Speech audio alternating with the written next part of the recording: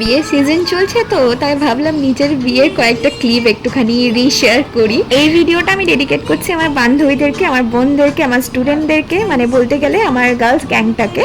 ওরা যে এফোর্ট আমার বিয়েতে দিয়েছিল, আমার বিয়েটা এত মেমোরেবল হয়েছে শুধুমাত্র ওদের জন্য। অফকোর্স আমার ফ্যামিলি তো ছিলই, তার সঙ্গে ওরা অনেক বেশি এফোর্ট দিয়েছে।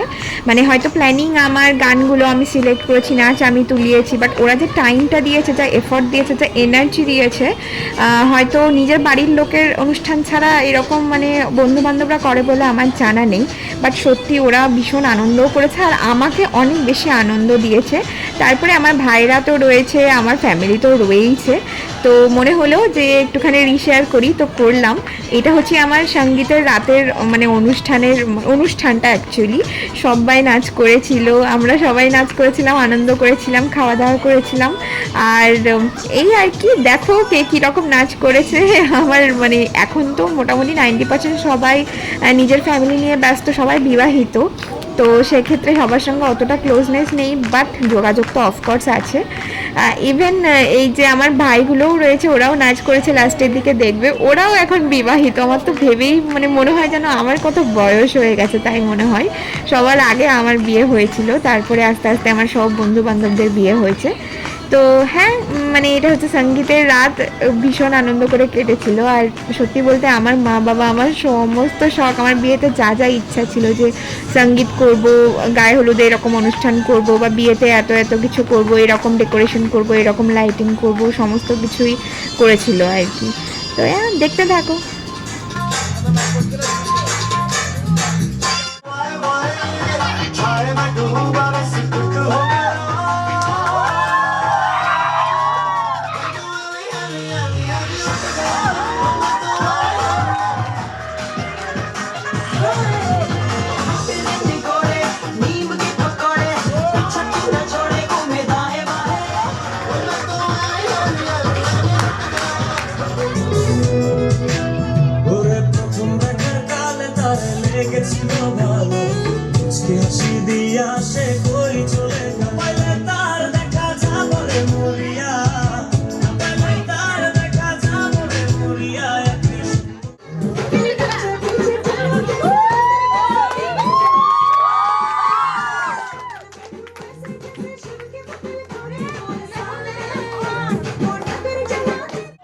দেখো, নিজের বিয়েতে আর কি এনজয় করে না করে জানি না, বাট আমি ভাই ফাটিয়ে এনজয় করেছিলাম, মন খুলে নেচেছিলাম।